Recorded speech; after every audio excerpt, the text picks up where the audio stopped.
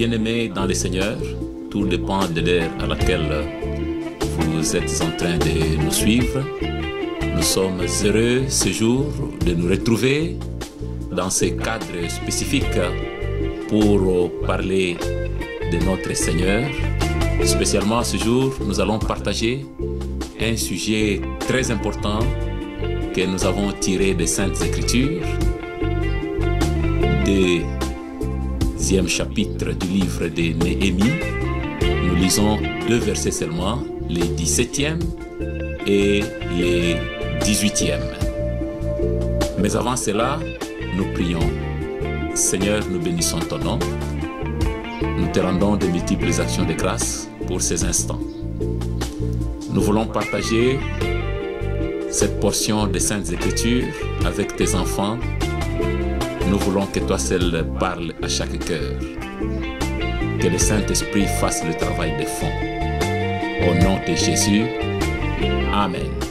Je disais, nous allons partager une pensée dans le livre de Néhémie. Nous sommes là au chapitre 2. 2 versets vont nous intéresser ce soir ou ce matin, ça dépend de l'heure à laquelle vous nous suivez. Et les 17e et les 18e versets. Nous lisons rapidement cette portion d'écriture.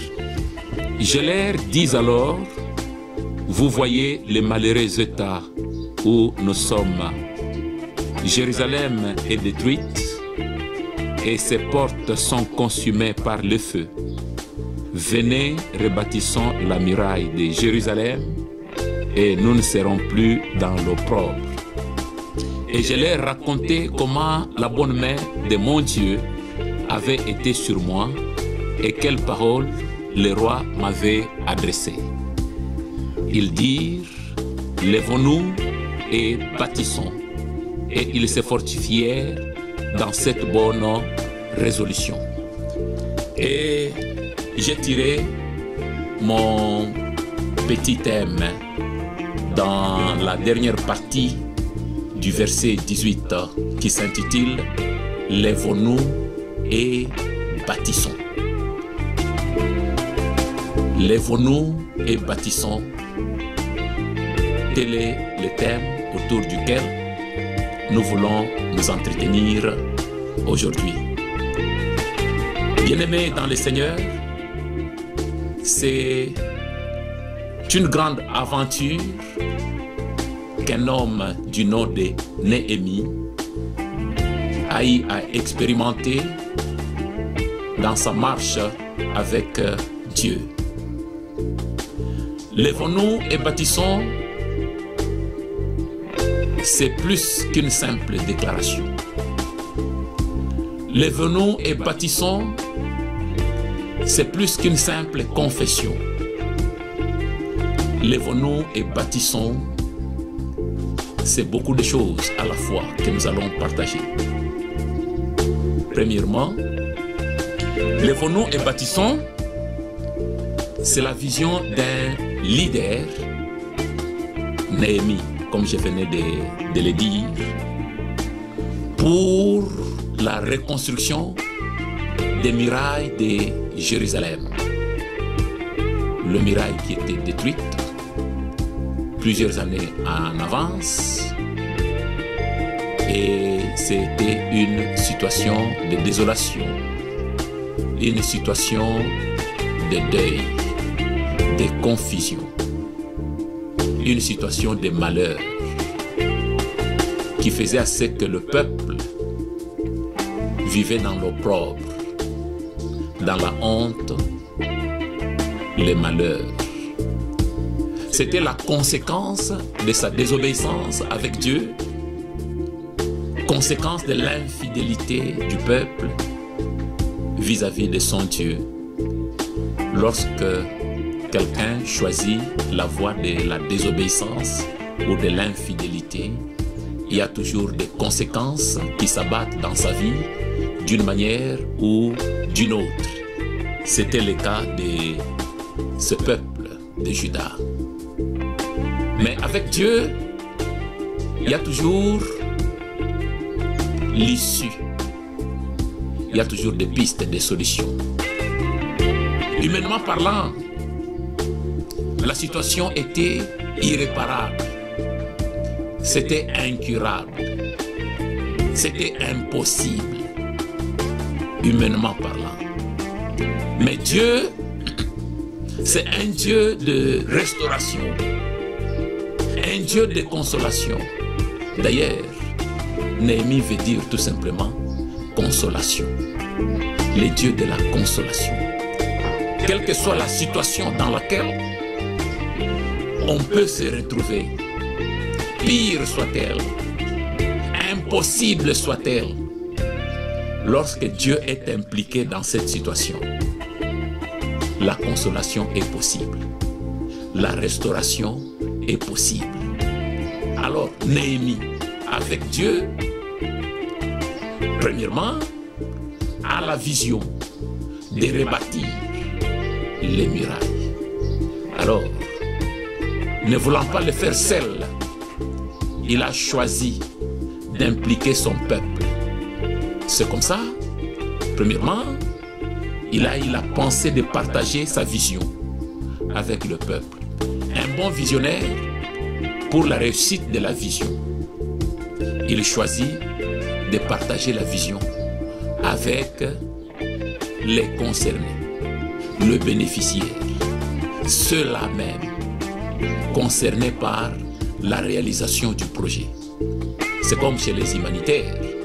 Vous ne pouvez pas, avec votre projet, aller dans un coin, dans un site, commencer comme ça, sans intéresser personne.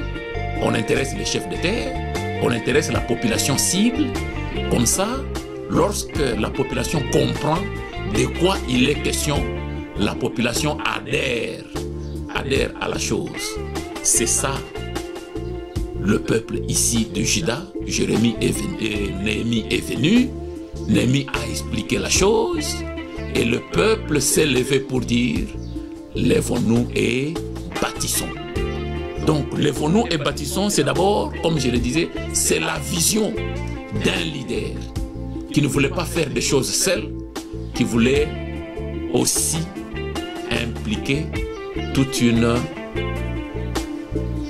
ville, toute une famille, tout un peuple à la vision pour sa réussite. Lèvons-nous et bâtissons, c'est d'abord une vision, comme je venais de le dire. Toute vision pour sa réussite demande d'abord qu'on la partage avec les autres. Dès que les autres comprennent, ils peuvent aussi s'impliquer et chacun amène son potentiel, chacun amène son expérience, chacun amène ses connaissances, chacun amène ses grâces, chacun amène ses moyens pour la réussite de cette vision. Deuxièmement, lèvons-nous et bâtissons, c'est un programme bien réfléchi et bien établi pour la restauration. Quand Néhémie est venu voir son peuple pour partager la vision, il avait déjà mûri la vision. Il avait déjà préparé le tenant et les aboutissants. Il avait déjà préparé les étapes. Vous voyez, la Bible déclare, si quelqu'un veut bâtir une tour, il s'assoit d'abord, il fait des calculs pour savoir combien ça va coûter, et comme ça, quand il commence, il est sûr d'aller jusqu'au bout. Quand il commence, il est sûr d'achever, au lieu de commencer sans avoir fait des calculs au préalable et se retrouver à mi-chemin, on ne sait pas continuer. Lèvons-nous et bâtissons, c'est un programme bien réfléchi et bien établi pour la restauration. Néhémie a pris du temps pour préparer ses projets longtemps avant Il a préparé ses projets d'abord dans la prière pour que Dieu lui accorde du succès. Il a préparé ses projets dans la prière pour que Dieu touche le roi auprès de qui il servait. Que Dieu dispose le roi à les libérer.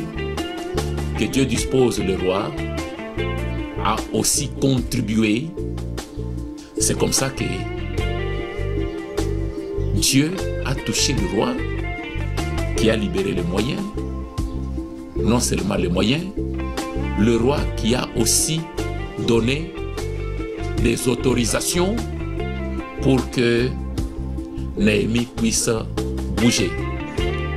Néhémie est arrivé à Jérusalem avec les autorisations du roi, la sécurité du roi et aussi la contribution du roi. C'était un programme. Néhémie ne venait pas pour commencer à voir sur place qu'est-ce qu'il va faire, mais depuis le palais royal, il avait déjà tout planifié, il avait déjà tout arrangé, étape par étape. Lèvons-nous et bâtissons un programme. Il a réfléchi d'abord sur le plan spirituel, il a prié. Sur le plan matériel et financier, il a eu à réunir le moyen et le matériel nécessaires pour la réalisation du projet. Lèvons-nous et bâtissons. C'était d'abord aussi un sentiment patriotique chez le roi, là où il était. Néhémie, il ne manquait de rien. Il était dans de bonnes conditions. Il avait une bonne rémunération. Il n'avait pas à se poser des questions. Mais lorsque les nouvelles du pays où étaient les sépulcres de ses ancêtres lui sont parvenus, il était très touché. Bien qu'il était dans de bonnes conditions, il a eu la pensée de revenir pour rebâtir le muraille de Jérusalem. Poussé par les sentiments patriotiques, bien-aimés dans le Seigneur, partout où vous pouvez vous retrouver, dans n'importe quelle ville, dans n'importe quel pays, ces sentiments doivent vous caractériser. L'amour de votre ville, l'amour de votre province, l'amour de votre pays. Si ces sentiments ne vous caractérisent pas, vous ne pouvez rien faire. Ceci doit aller plus loin. L'amour de votre pays, de votre famille, votre propre famille. Vous pouvez être dans de bonnes conditions, mais si vous n'avez pas l'amour de votre famille, vous ne pouvez rien faire. Vous pouvez aussi faire quelque chose. Ces sentiments doivent vous poursuivre, même dans l'église où vous êtes membre. Qu'est-ce que vous pouvez faire pour votre église? Si vous n'avez pas ces sentiments, vous ne pouvez rien faire pour votre église. Lèvons-nous et bâtissons. C'est un sentiment de patriotisme, d'appartenance à une structure, à une famille, à une plateforme, d'appartenance à quelque chose. C'est toute une identité qui permet à ce qu'on puisse vous reconnaître. Et lorsque les sentiments d'identité vous caractérisent, et vous vous ne resterez pas indifférent lorsque vous apprenez que votre structure, ça peut être la famille, ça peut être le quartier, ça peut être la ville, ça peut être la province, le pays est en difficulté. Vous ne pouvez pas rester indifférent. Lèvons-nous et bâtissons, c'est aussi une idéologie d'ensemble pour les changements. Le muraille était détruite. Humainement parlant, comme je l'ai déjà dit, c'était impossible. Impossible. C'était impossible. C'est comme toi qui me suis maintenant, là où tu es. Tu peux te retrouver dans une situation. Peut-être tu es malade. Ton médecin t'a dit, ta situation est incurable. Ça peut être un cas social. Ton âge te convainc que c'est impossible. Tu ne peux pas. Avec l'âge que tu as, c'est impossible. Tu ne peux pas te marier. Tu ne peux pas avoir le travail. Tu ne peux pas, tu ne peux pas.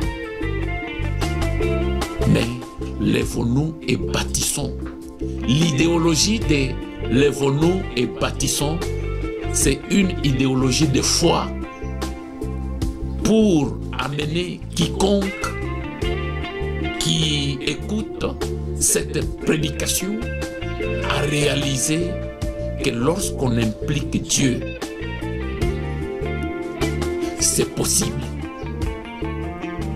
C'est possible.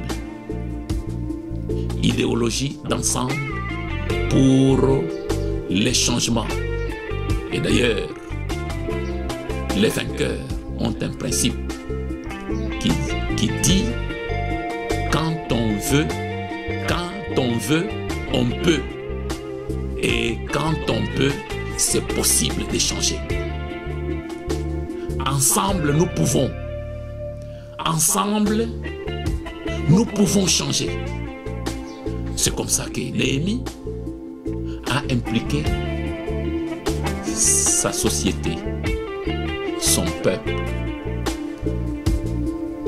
Et quand le peuple a compris les discours de Néhémie, le peuple s'est levé pour dire, lèvons-nous et bâtissons. C'est une idéologie. Partout où vous pouvez vous retrouver, lorsque vous vous mettez ensemble, c'est possible. Le changement est possible. Le changement est possible. Souvenez-vous des amis du lépreux. À 4, ils ont transporté leur ami paralytique et ils l'ont amené là où était Jésus. Ne pouvant pas accéder dans la maison, ils ont détruit la toiture et ils ont fait descendre leur ami paralytique par des cordes. Et quand Jésus a vu leur foi, le monsieur a eu la vie sauve. Lèvons-nous et bâtissons. Si les 4 amis du paralytique ne s'étaient pas levés, prendre leur ami, l'amener auprès de Jésus, la situation de leur ami ne pouvait pas changer. Leur ami pouvait mourir paralytique, mais ils se sont levés. Ils l'ont pris. Avec la foi qui les animait, ils l'ont amené auprès de Jésus et le changement a été possible. Donc, lèvons-nous et bâtissons. C'est une idéologie d'ensemble pour les changements. Autre chose aussi, lèvons-nous et bâtissons. C'est une décision de bravoure pour rompre avec une situation. Une décision de bravoure pour rompre avec une situation. Déclaré incurable, impossible. Et toi, tu te lèves pour dire, ça va changer. Là, je pense à la Sunamite. Une femme brave, une femme de distinction. Avec un fils mort, elle enferme son fils dans la chambre qu'occupait l'homme de Dieu. Elle fait coucher son fils sur les lits qu'utilisait l'homme de Dieu. Et quand on lui pose la question, elle dit, tout va bien. Alors qu'elle a laissé un enfant malade, mort, cadavre. Et après la mort, après le décès, ce qui reste, c'est organiser le deuil. Ce qui reste, c'est enterrer. Il n'y a pas autre chose qu'on peut espérer lorsque quelqu'un a déjà rendu l'âme. Et à cette époque, on n'avait jamais appris que quelqu'un est mort, il est ressuscité. L'expérience de la résurrection n'avait jamais eu lieu sur la terre. Mais qu'est-ce qui a poussé cette femme à refuser d'enterrer son fils, à l'enfermer et à aller chercher le secours de l'homme de Dieu? C'est ce que je viens de dire. Lèvons-nous et bâtissons. C'est une décision de bravoure pour rompre avec une situation. La situation parfois a des oreilles. Bien-aimés dans le Seigneur, c'est question de parler à la situation et voir les choses changer. Cette femme a refusé qu'on enterre son enfant et la suite, elle est claire. L'enfant n'a pas été enterré, l'enfant est revenu à la vie. Lèvons-nous et bâtissons une décision de bravoure. On s'élève avec l'espérance, on s'élève avec foi pour mettre la vie là où il n'y a pas de vie, pour déclarer possible là où on a déclaré impossible. Une décision de bravoure. Cette femme, la Sunamite, a refusé qu'on enterre son fils et on ne l'a pas enterré. La suite, l'homme de Dieu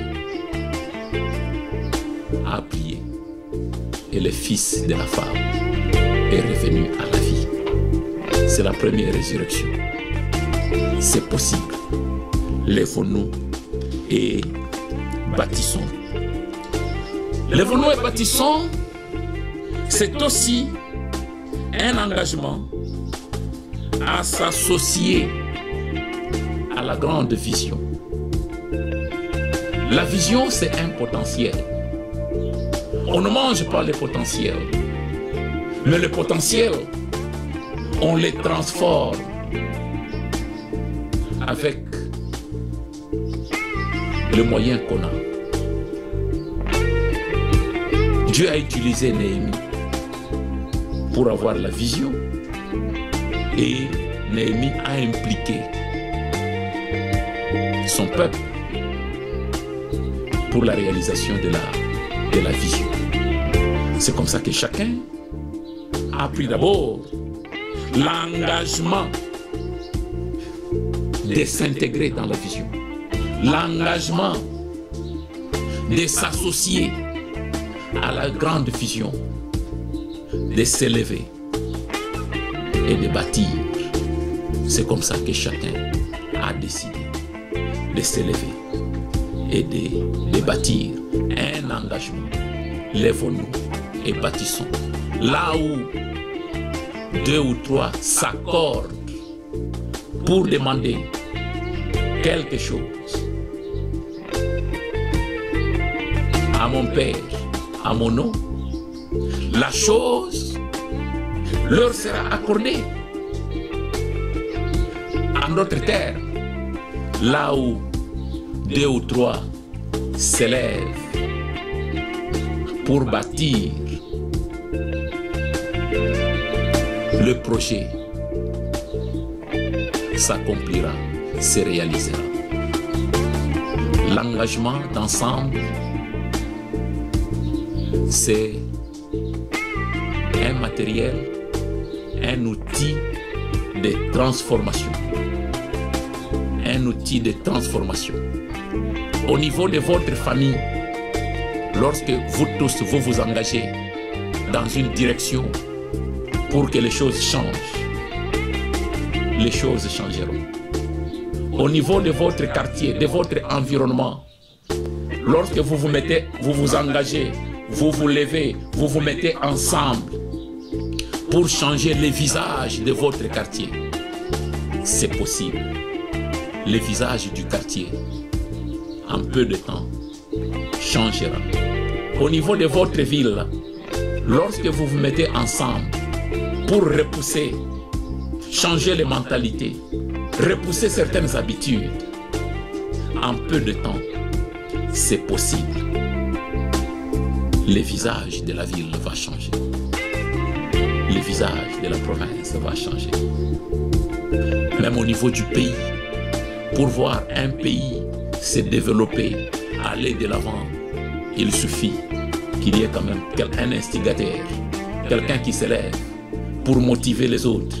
Et lorsque les autres se sentent motivés, ils s'engagent, le développement est possible. Le décollage est possible. Donc, lèvons-nous et bâtissons. C'est un engagement. Lèvons-nous et bâtissons. C'est un engagement à s'associer, à se joindre à la grande vision de bâtir pour rendre cette vision-là possible. C'est comme pour dire, une seule personne ne peut rien faire. Mais quand on est en groupe, on peut faire grandes choses. C'est comme une équipe nationale. De football. Lorsque un joueur vient d'une équipe locale dans l'équipe nationale, il ne vient pas défendre les intérêts de son équipe locale. Il ne vient pas défendre les couleurs de son équipe locale. Là, maintenant, il vient défendre la patrie. Il vient défendre les intérêts du pays. Et les gardiens seuls ne peuvent pas tout faire. Les défenseurs seuls ne peuvent pas tout faire. Le milieu du terrain seul ne peut pas tout faire. L'attaquant seul, même s'il est un grand buteur, ne peut pas tout faire. C'est un jeu collectif. On a besoin de l'apport de chacun. On a besoin de la contribution de chacun. On a besoin du savoir-faire de chacun. Et dans ces collectifs, c'est comme ça qu'on peut avoir la victoire.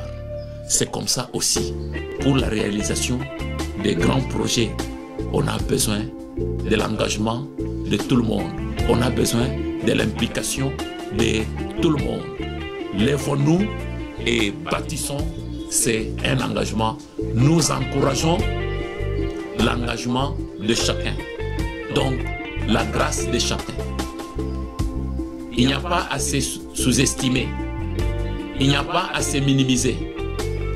La grâce, même petite, elle peut être utile à la réalisation d'un projet.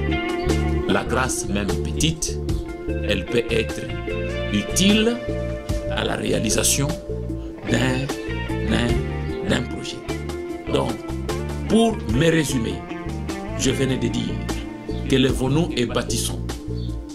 C'est une déclaration d'un visionnaire, une déclaration d'un peuple qui a intégré une vision. Et j'ai dit que c'est plus qu'une déclaration, c'est plus qu'une confession. Lèvons-nous et bâtissons. C'est une vision. Lèvons-nous et bâtissons. C'est un programme. Lèvons-nous et bâtissons. C'est une idéologie. Lèvons-nous et bâtissons. C'est une décision. Lèvons-nous et bâtissons. C'est un engagement. Lorsque les gens se mettent ensemble et ils veulent faire mieux, c'est possible de changer des situations. Bien-aimés dans le Seigneur, ne vous laissez pas ronger par le découragement, ne vous laissez pas ronger par le désespoir. La situation que vous êtes en train de traverser avec Dieu, c'est possible qu'elle change, c'est possible qu'elle revête un nouveau visage, c'est possible qu'elle revête un visage d'espoir. Donc avec Dieu, si on veut, on peut. Et qui sommes-nous? Nous sommes communauté évangélique Néhémie, paroisse centrale de Kanchi. Nous sommes en RDC, République démocratique du Congo, province du Kasaï oriental, ville de Mbujimaï. Là, nous sommes dans la commune de Kanchi, quartier Kasaï, et avenue Albert Pabantou, numéro 15. Et en semaine, nous sommes là chaque jour, du lundi à vendredi, au culte matinal, de 6h30 à 8h. Et après-midi, nous sommes là le mercredi et le vendredi, de 16h à 18h30. Et le dimanche, nous sommes là 8h30 à partir de 8h30 pour un culte d'adoration et de bonnes nouvelles. Nous, c'est Révérend Pasteur Vicky Chidimba. Si vous voulez nous rencontrer, vous pouvez toujours passer à l'église pour nous rencontrer. Notre numéro d'appel, c'est plus 243 85 137 16 96.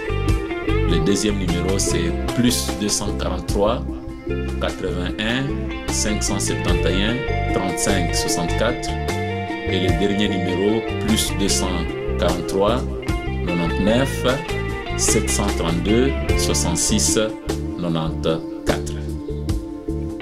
Je vous remercie d'avoir prêté attention à notre adresse. Que Dieu vous bénisse abondamment.